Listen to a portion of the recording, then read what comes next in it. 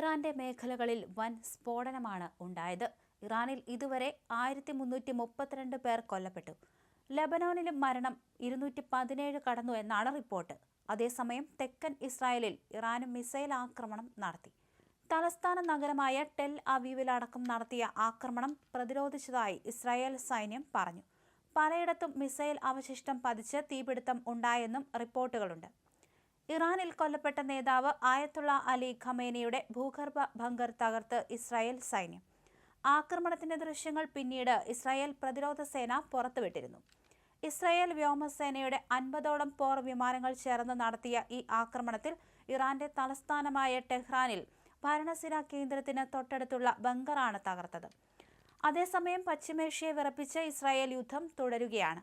ടെഹ്റാനിലും ബെയ്റൂട്ടിലും കനത്ത ആക്രമണമാണ്. ടെഹ്റാനിലെ ഖമേനിയുടെ ഭൂഗർഭ ബങ്കറുകൾ തകർത്ത ചിത്രങ്ങളായിരുന്നു ഒടുവിൽ പുറത്തുവിട്ടത്. ഖോം നഗരം ആക്രമിക്കുമെന്നും ജനങ്ങൾ ഒഴിഞ്ഞു പോകണമെന്നും മുന്നറിയിപ്പുണ്ട്. അതേസമയം US സൈനിക താവളങ്ങളുള്ള അറബ് രാജ്യങ്ങളിലേക്ക് ഇറാൻ മിസൈൽ ആക്രമണം തുടരുന്നു. ഇറാൻ തലസ്ഥാനമായ ടെഹ്റാനിൽ വ്യാപകമായ ആക്രമണത്തിന് തുടക്കമിട്ടിരിക്കുകയാണ് ഇസ്രായേൽ സൈന്യം. നിരവധി മിസൈൽ കേന്ദ്രങ്ങളുള്ള കെർമാൻഷാ നഗരത്തിന് സമീപം സ്ഫോടനങ്ങളുണ്ടായി. ഇറാന്റെ മിക്ക വ്യോമ പ്രതിരോധ സംവിധാനങ്ങളും മിസൈൽ വിക്ഷേപണികളും ആക്രമണത്തിൽ തകർത്തതായി ഇസ്രായേൽ സൈന്യം അവകാശപ്പെട്ടു. ടെഹ്റാനിലെ ഖമേനിയുടെ ഭൂഗർഭ ബങ്കറുകൾ തകർത്തെന്ന് ഇസ്രായേൽ പറയുമ്പോൾ എന്നാൽ ഇതൊന്നും സംഭവിച്ചിട്ടില്ല എന്നാണ് ഇറാൻ പറയുന്നത്.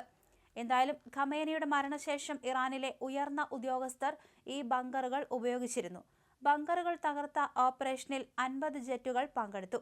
ഖോം നഗരത്തിലെ വ്യവസായ മേഖലയിൽ നിന്ന് ഒഴിഞ്ഞുപോകാൻ അവസാനമായി ജനങ്ങൾക്ക് ഇസ്രായേൽ മുന്നറിയിപ്പും നൽകി. ഇറാനിയൻ ഡ്രോൺ വാഹിനി കപ്പലിനെ ആക്രമിച്ച് തീയിട്ടതായി US സൈന്യം അറിയിച്ചു. കപ്പൽ കത്തി അമരുന്നതിന്റെ ദൃശ്യങ്ങൾ US സൈന്യത്തിന്റെ സെൻട്രൽ കമാൻഡ് പുറത്തുവിട്ടു. അതേസമയം ഇറാനും തിരിച്ചടി തുടരുന്നു. US സൈനിക താവളങ്ങളുള്ള Kuwait, Qatar, Saudi Arabia, Bahrain എന്നിവിടങ്ങളിലേക്ക് വെള്ളിയാഴ്ച പുലർച്ചെ ഇറാൻ മിസൈൽ ഡ്രോൺ ആക്രമണങ്ങൾ നടത്തി. ആളപായം റിപ്പോർട്ട് ചെയ്തിട്ടില്ല.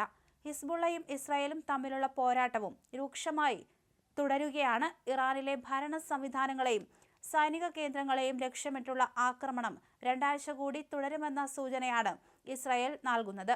മിസൈൽ കേന്ദ്രങ്ങൾ ലക്ഷ്യമിട്ടാണ് ആക്രമണമെന്ന് ഇസ്രായേൽ പറയുമ്പോഴും നിരവധി സിവിലിയന്മാരാണ് കൊല്ലപ്പെടുന്നത്. ആക്രമണം തുടങ്ങിയത് മുതൽ ഇതുവരെ 5000-ലധികം ബോംബുകളാണ് ഇറാനിൽ ഇസ്രായേൽ വ്യോമസേന വർഷിച്ചത്.